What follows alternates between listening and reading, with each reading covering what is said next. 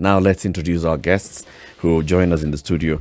Professor Wangari Mwai is a Director of Training, Research and Innovation at the Kenyatta University Teaching, Research and Referral Hospital. From the same facility is Dr. Onyimbo Kerama, who is the Deputy Director of Clinical Services. Prof and Daktari, welcome to the Situation Room. Thank you. It's good to have you here. Good to have you on the hot seat. Prof, you heard that you were coming and so your voice started running away. Bring it back. Jesus' name. Amen. Indeed. KUTRRH. It's every time we talk about KUTRRH. So this is one of those facilities that, of course, we know teaching, referral, and then for KU, they decided for good measure, let's add the R. Research. Why? Why, Prof?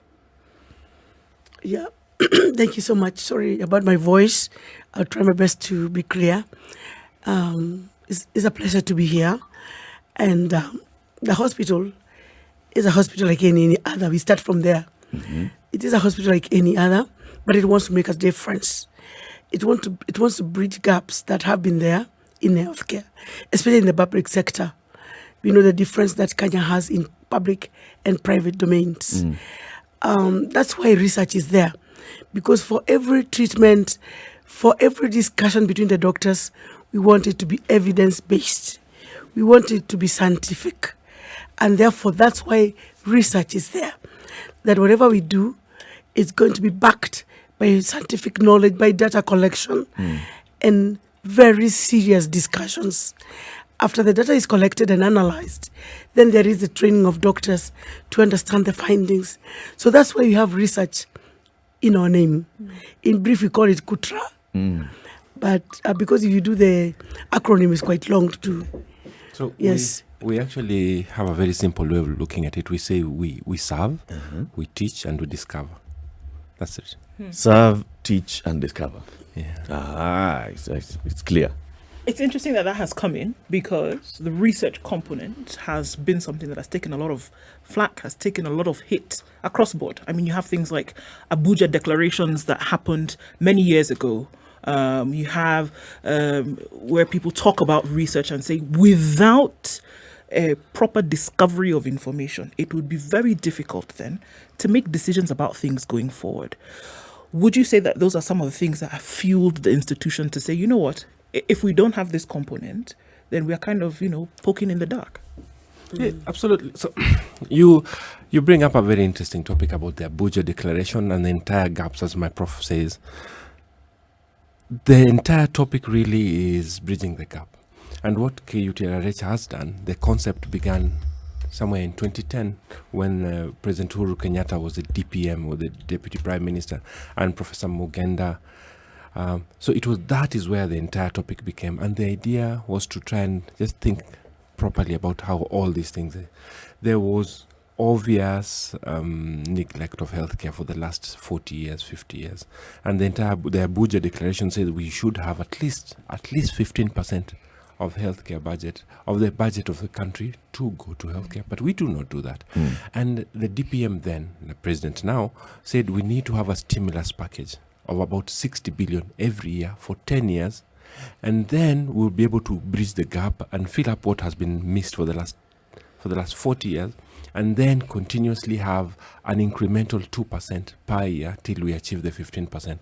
Now, KUTRRH, you realize by the time it was being came up, if you look at the 6 pillars of WHO healthcare, they say the 6 pillars of health, one of it is leadership. That is what Prof. Mugenda has actually come to think and have a vision. And the story we always give about is about making, when a 6-year-old makes lemonade, that 6-year-old, if you think about all the components of that 6-year-old making lemonade and selling it, that's exactly how healthcare should be. And the Abuja Declaration, you need leadership. So that baby who is thinking about making lemonade has a vision. They need financing. So they need that 10 shillings to buy lemon and water, isn't it? So that's exactly how to look at healthcare and what KUTRRH has done. Then you have access to minimal essentials like drugs. So access to that lemon is very important. Then you need some data, and that's what exactly my prof says. You need data to know who is buying this lemon? Who is giving this lemon? So eventually that comes up about data collection, health information systems, and then you need HR, proper HR, and finally you need to give the service. So this is the summary of what KUTRRH has come to field in the topic of universal healthcare. And considering also that this is the first public hospital attached to a university. The dream Professor Mugenda had, forming it from Kenyatta University, a university hospital cannot operate without data. That's what makes a university: data collection, conferences, seminars to share the same and use the same practically. So being a university hospital, we have no choice but to collect data, share it, use it, and make a difference in the lives of Kenyans and beyond. It's beyond Kenya, actually. Prof, Yes. I'd like a little clarification here, if I may. We have the University of Nairobi Medical School working with Kenyatta. Kenyatta is a national hospital. So Kenyatta, you could argue, is independent, but they have a working relationship. Then you have Moi. Yeah. There's a hospital, there's a university. How different is the understanding that we have in KU? Because the university existed before the hospital. Now, is the hospital part of the university, or is the hospital independent? Is and it they have owned by the university? Just so that I understand. I think you've answered I have. in the question. You're cleverer than I thought. You've answered in the fact that in the two cases, the hospitals were developed separately from the universities. Kenyatta Hospital is 100 years old. It was established. And then UON borrowed space to teach its doctors there. So they had an MOU. Moi Hospital the same. The hospital was built, the university was built, they looked for each other later. It's like a marriage. But for Kenyatta University, the thinking was a university hospital from the word go. And therefore the relationship continues in that Kenyatta University, although is a different parastatal now, because of the management, the leadership we talked about in the beginning, then they look like they're separate, because you cannot combine health, education at the same time. So Kenyatta University runs under the Ministry of Health. It's a different parastatal. The hospital, for it to run smoothly, it is run as a parastatal, a state corporation in the Ministry of Health. So the hospital is like KNH No. in terms of at the Ministry of Health level. Good, yes. It's like KNH in terms of it's answerable to the Ministry of Health as a parastatal. And now, in order to work with this structure, we had to move the university from under the ambit of education and move it into health. Not the university. The hospital. Okay. You've answered your question, Siti. I must be careful not to ask questions where then I proceed to respond to adequately. But you see, the reason why I ask is because it's this same question again of the harmonious working that now enables the progress that Kenyatta University is actually talking about now. Because if you have two separate entities with an MOU, my friend, the MOU may be the unifying factor, but your visions and aspirations are completely different. Not when the university is also in the board and in other committees. Yes. We have a joint implementation committee of the relationship between Kenyatta University and the hospital. I am the chair. And there's no other university, no other institution has such a committee to ensure the smooth, harmonious relationship between the two institutions. So I think for an outsider, it's a bit difficult to see it. And the fact that the hospital is still young, it has to pick itself first, then relate. But there are very serious plans ongoing on the ground to play that relationship and to make it harmonious. Yes. But you know, Professor, the fact that the hospital is young, that is in fact the huge advantage that it has. It doesn't have the baggage of history to tag along as it's trying to bring on new things. Its history can be the new things you use, because there isn't anything to hinder you from doing what you want to do. You start off with all these things that other people keep struggling to fit into existing structures which will not allow for new things to come about. that's exactly what you're doing. Yes.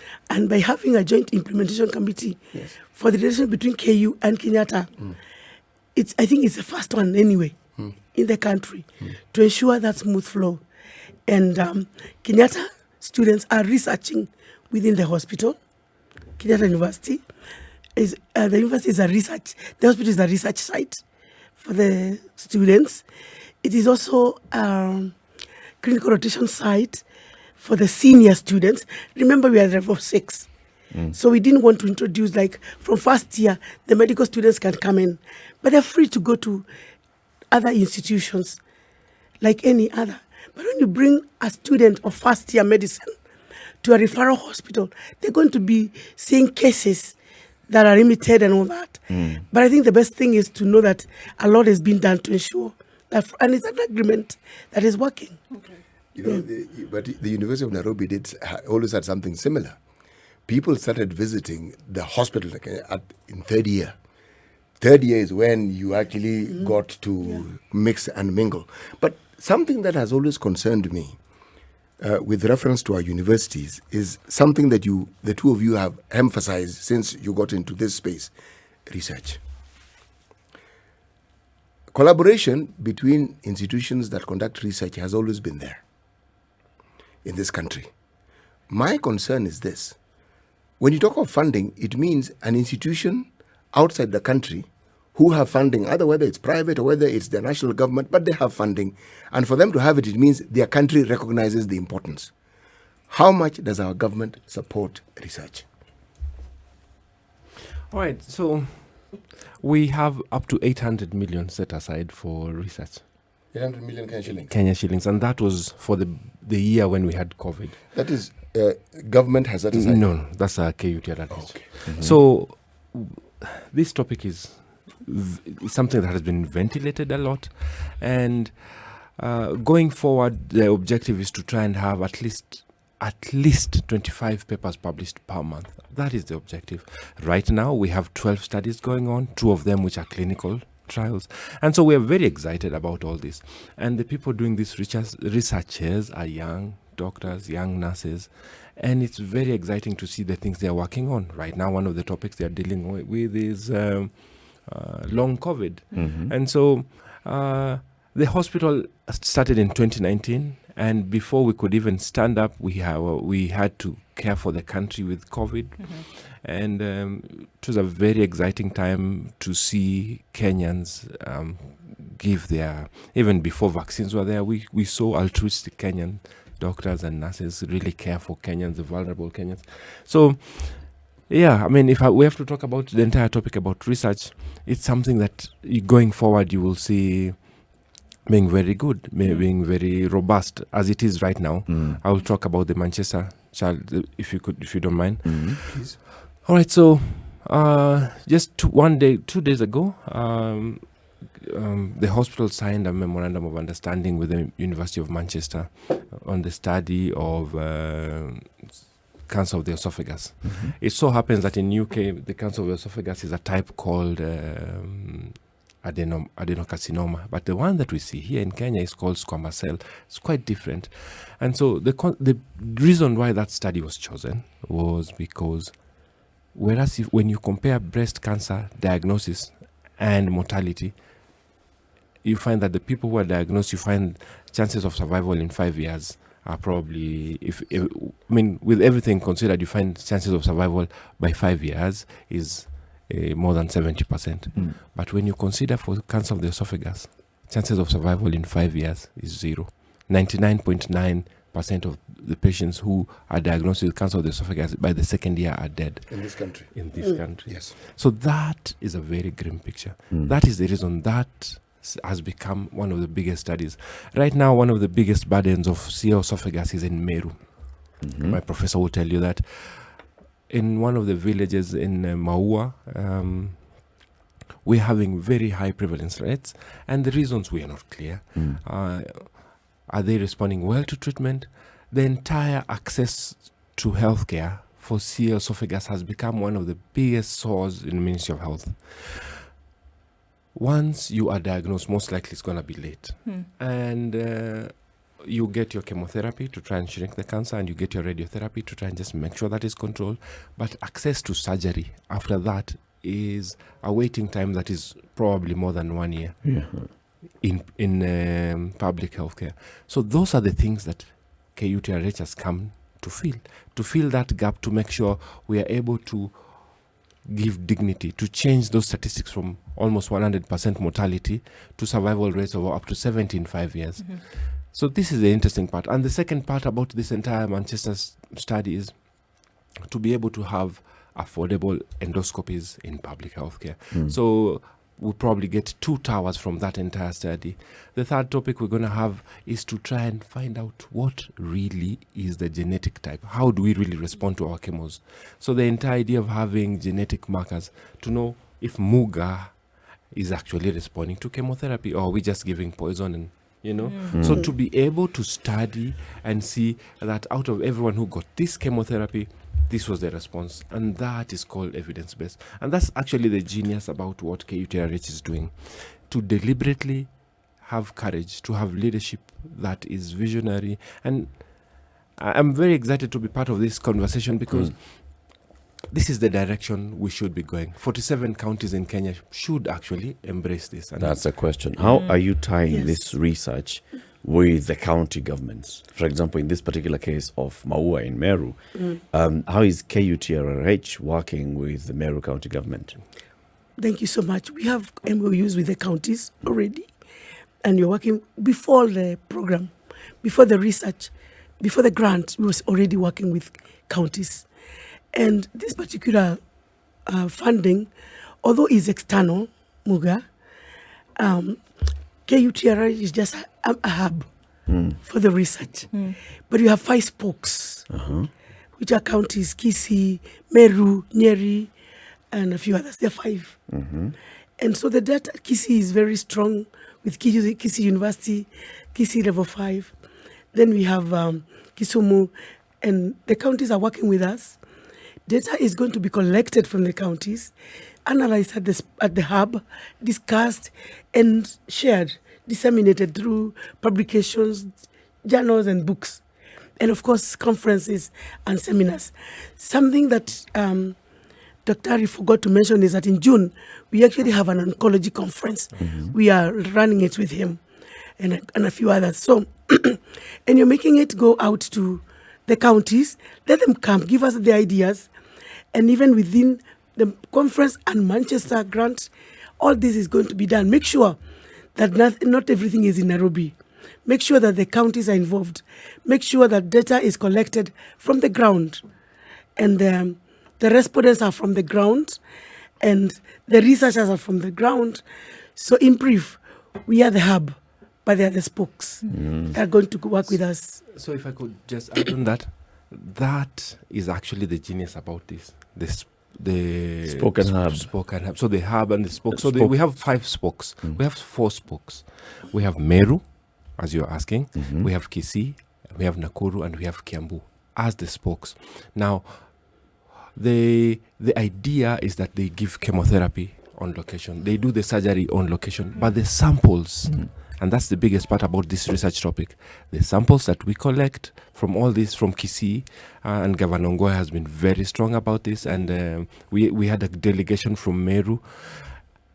They are able to send those samples to the hub, KUTRRH, where we're going to be having what I'm telling you is called the next-gen sequencing, to be able to define what is the genetic type of persons and how they respond to treatment, so that if we collect data for the next 5 years, we'll be able to say with certainty that this is working and this is not working. Are there timelines and milestones that you're looking at?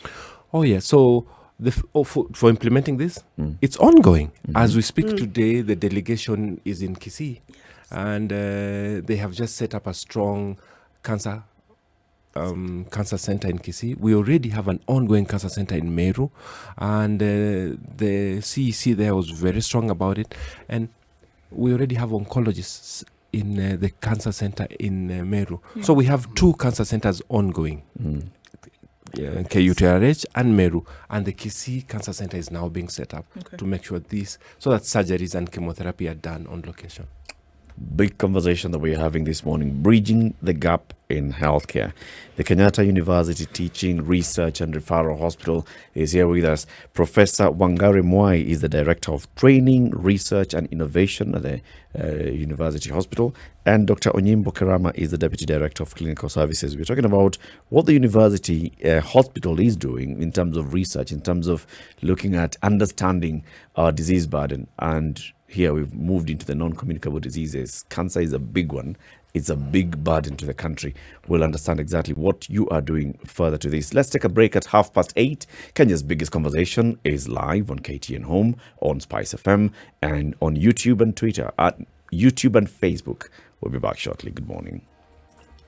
The conversation continues, bridging the gap in healthcare. We've got the bosses from the Kenyatta University Teaching, Research and Referral Hospital.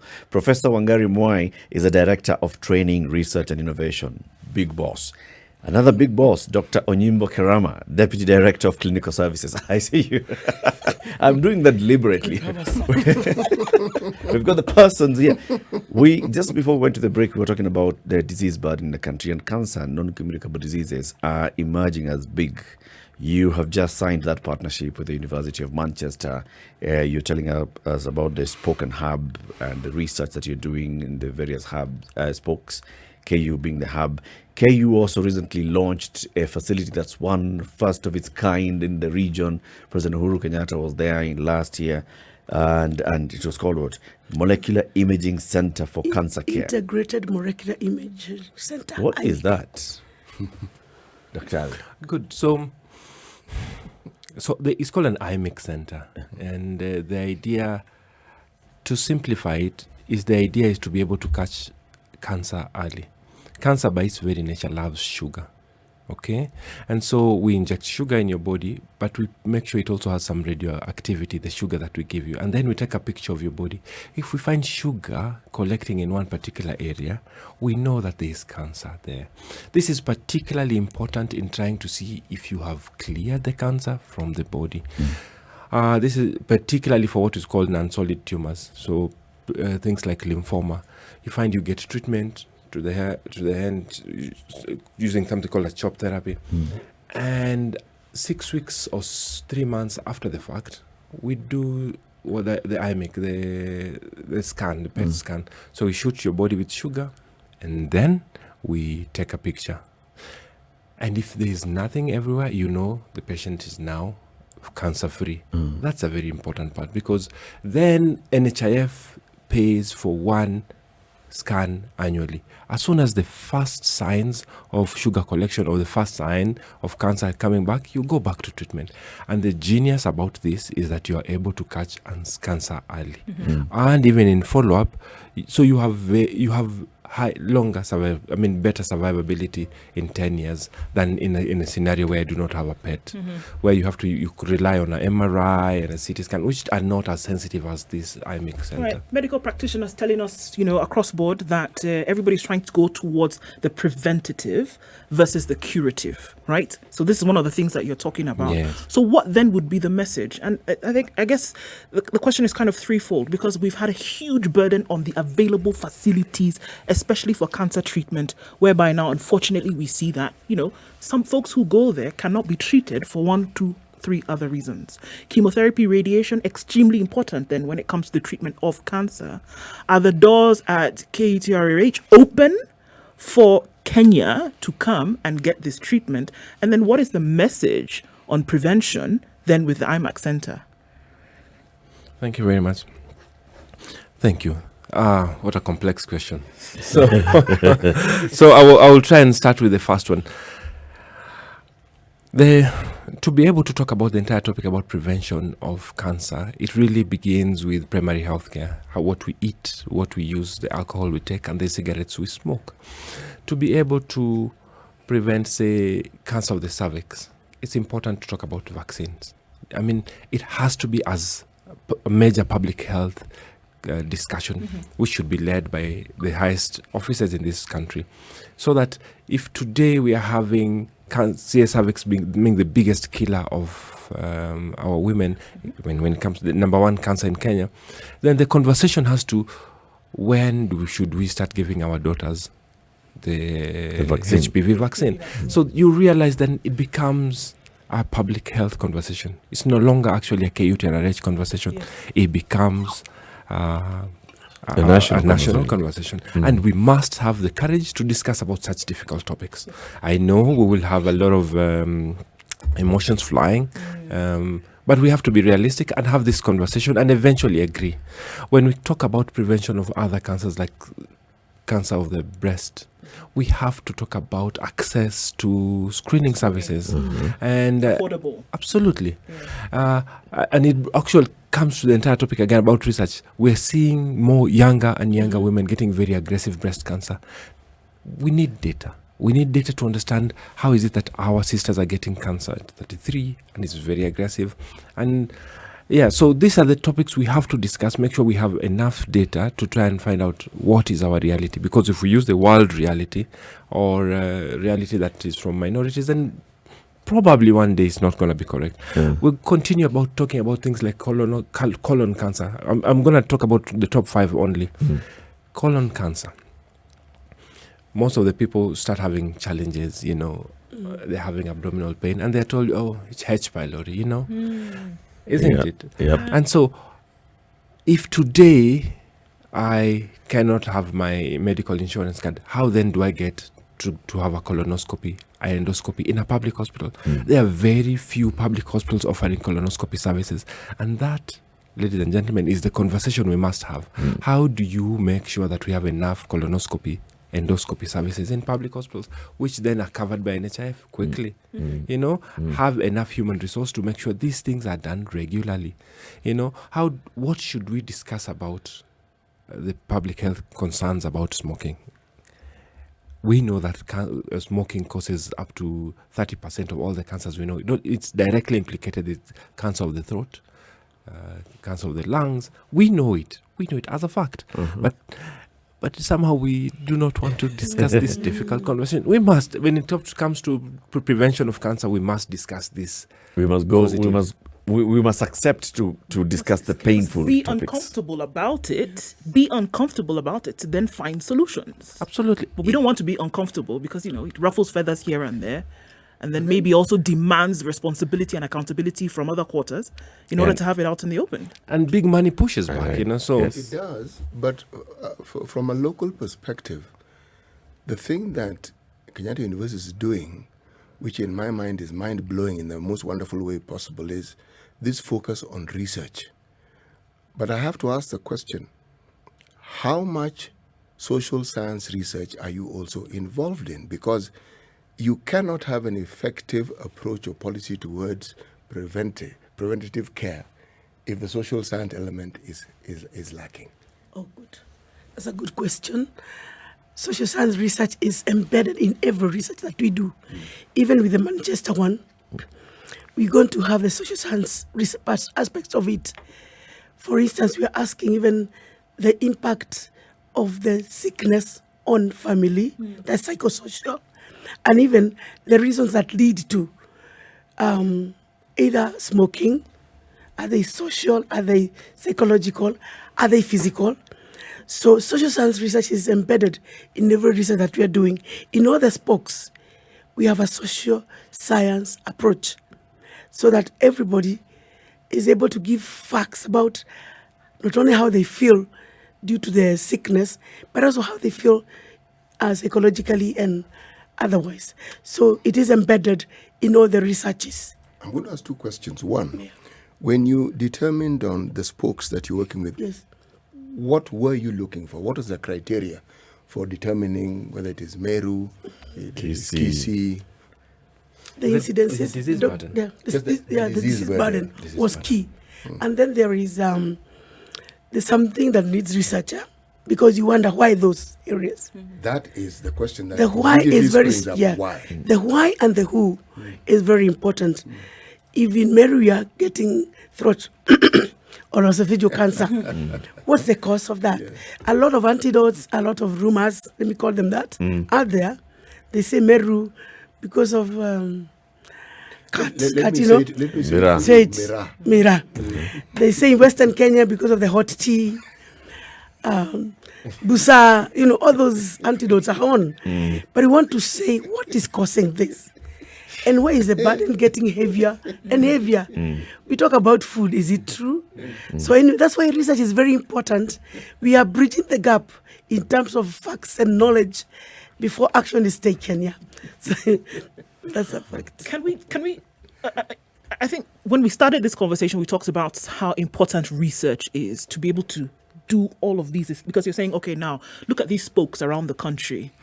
And then say, the only way we can answer that question is by having adequate and relevant data then that would then fuel decisions that we would then make. But I think we're also looking at the general public who make up, these high numbers that we are seeing in terms of information that people have. How often should I go in?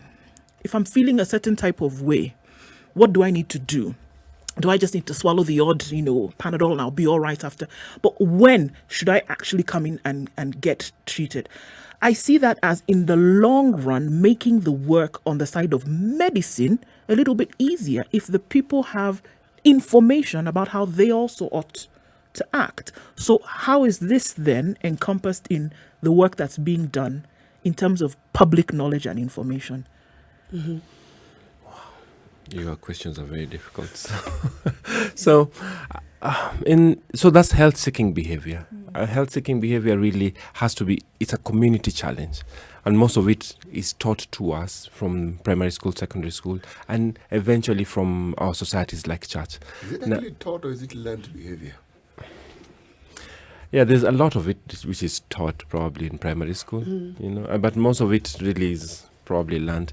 And the idea of trying to make sure our population is educated, that is where the conversation has to begin.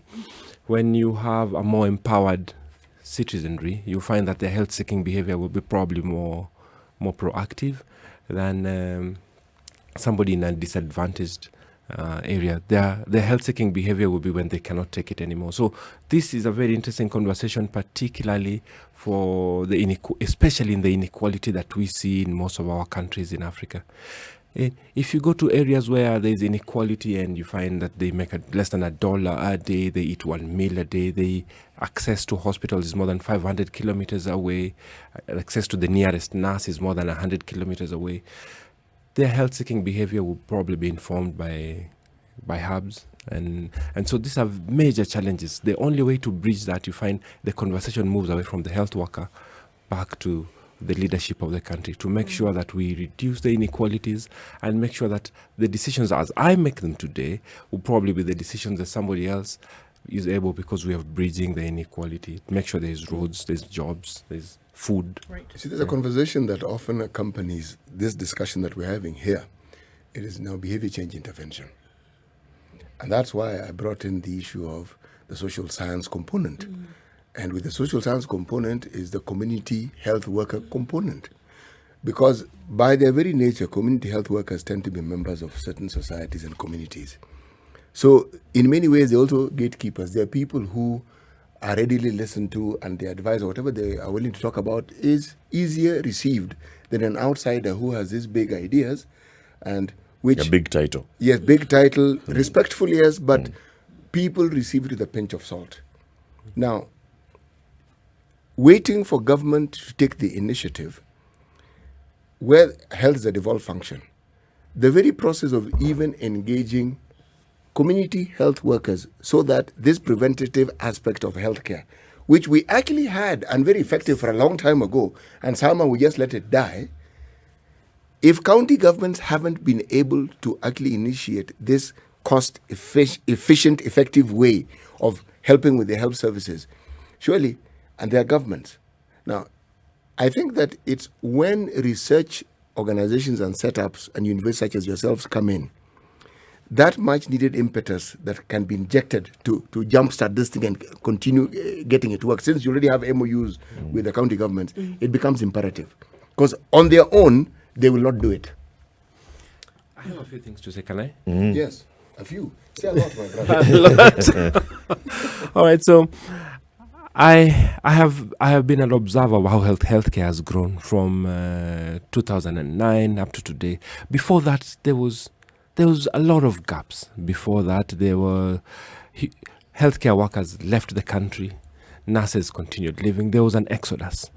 All right, but deliberately we have seen salaries for health workers increase. We have seen a much higher retention of doctors in the country. We have seen, with the movement of healthcare from government, national government to county government, we've seen a bigger investment in healthcare. Over the last 10 years, we have seen topics that were forgotten, like Health Management Information System, HIS. It has moved from paper to digital. The country has succeeded to have very strong data collection from as low level as dispensaries. Okay, it's true most of the dispensaries are still using paper, but in the next 50 years, if you try and think about what Kenya is going to be in the next 50 years, if the population today is going to 45 million, in the next 50 years, we're thinking about 120 million. We must get it right. And the only way to get it right is to make sure things like healthcare financing, therefore NHIF, becomes too important. Things like data, making sure health information systems are digitized. Who is giving care? Who is getting care? You know, we should all have one vocabulary. You know, if I'm talking about diabetes, and he should not write DM. And so by the end of the day, we should be able to say, this is the many malarias, this is the many diabetes we've seen today. To be able to know that these are the number of full hemograms, to digitize that, to be as efficient as Facebook or any of this. And if we can do that in the next 20 years, or the next 10 years, we will have very good data, basic data, daily, verifiable quality. And so by the time you get to the health workforce training, to make sure we have enough urologists, enough gastros, enough nurses to care for these patients, and therefore all that service delivery, you find that, and this is very important, that healthcare, by its very nature, is a service-based industry.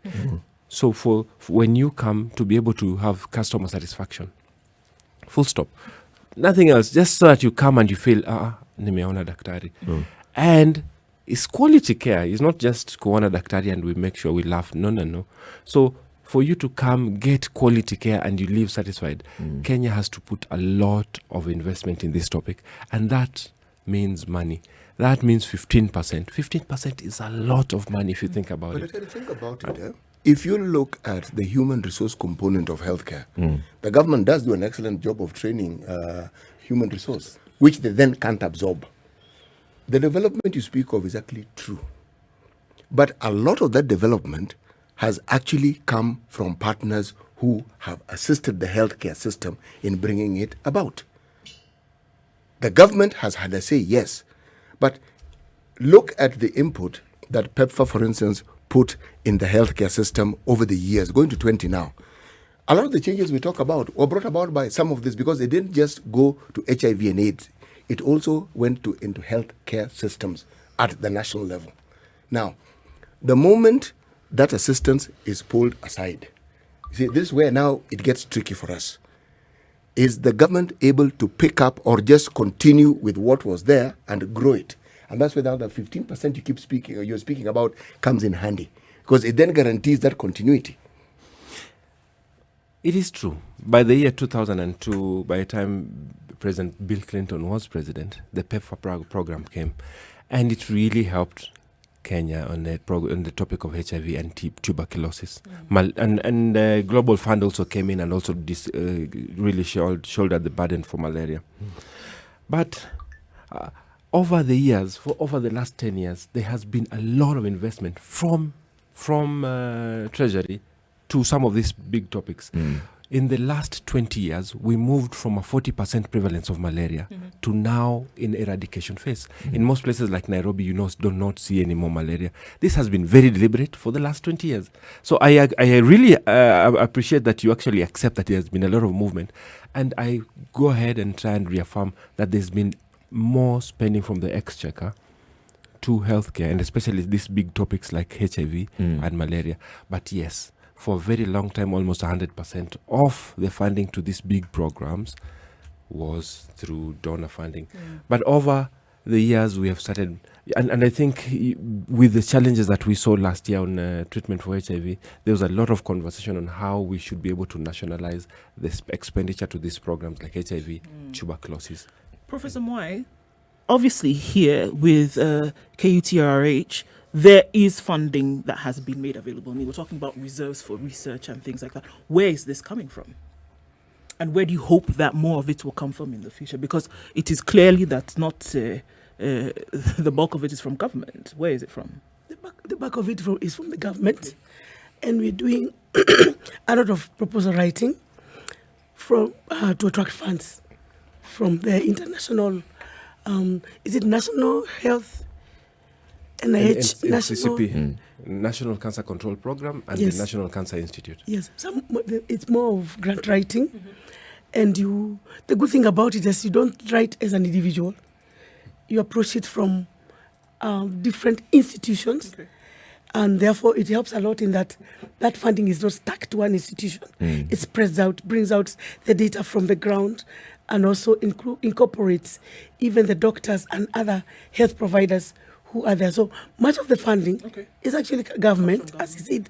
Yeah, but we're also trying to attract more funds. But we Yes. received 46 million from Yeah. Manchester United. The University of Yes, Manchester.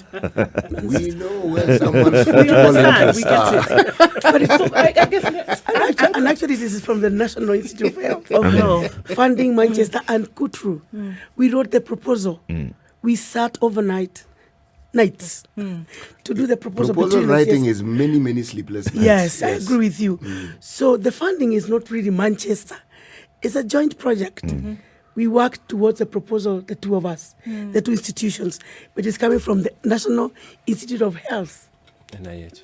the money itself. So these are global funding, Sure. but still we have the government funding, and we hope that it will help change the mindset, as Muga is saying, that we should be able to have sustainable approaches to health, so that we don't depend too much. The dependency syndrome of On help donors. that come in on donors. Yeah. We hope there'll be a way out as we continue learning. I don't know where Muga you expect more funds from. Say the government or funds or grants. Yes. You know what you say? Yeah. At the heart of it is when, in my view, is when you encourage research and you give it priority. Essentially what you're doing is you're training and teaching people to write grants. Now, when you started from the lowest level, where somebody gets a $1,000 grant to a 10 and so forth, you will have research grants at very different levels. But you'll also be growing people who can then now write the really huge grants. See, our government tells us it's 0.2%, I think, of our annual budget is what's supposed to go into research. Because is it 2% or 0.2? Let's make it 0.2 because 2% will be too much. Okay? Now, the process of actually accessing those grants is a very tedious process. Okay? In my mind, it tells me it is not a priority. And it's not a priority because those in the research world have not made the government understand just how important research is. Because if the government understood it, I am certain they would open those taps a lot freer. They just think it's one of those things that people do. It isn't. It's at the heart of everything we do. It's not just health. The decision making we make in every aspect of our lives within government, research is at the very, very, very fundamentals of it. Yes. So again, it's the research people, the research world who have failed. This is their failure. It's not government failure. It's their failure. To answer Prof's question, CT, Yes. where do you expect the extra money to come from? It's from the researchers. It's from the researchers. Who are funded. Yes. If So, researchers, state funding, that is public funds, or coming from grants? yes, get people to understand that there is money for research. So you answer the question. I'm actually answering it. I want a direct answer. Where do you want the money to come from? From grant writing Okay. and from partnerships. It's how you conduct research. You don't conduct research as an individual. You have to get Exactly. people to work with. Great. Yes. Great. Okay. And that's what we're doing at At university. KUTRRH. Making sure that research is not domiciled in one institution. Right. Just spread across. You're spreading out, you have a spokes, and you can even have a hub in another place. If that's where you find that there's more work to be done. And if you can get it to be multi-site, it's even better. Yes. Thank you very much. Good. Prof, thank you very much for joining us. Professor Wangari Mwai is the Director for Training, Research and Innovation at the Kenyatta University Teaching, Research and Referral Hospital. She's been here alongside Dr. Onyimbo Kirama, who's the Deputy Director of Clinical Services at the same facility. We've been talking about bridging the gap in healthcare, the work that the University Hospital is doing in research, a lot of advisory services that they're also offering to national and county governments in terms of managing our healthcare. This is an important conversation that I hope you will join us sometime soon to continue on. Thank you very much for watching us also on KTN Home. We've been here since the top of the hour, but the conversations continue on SpiceFM around the country and also on YouTube and Facebook.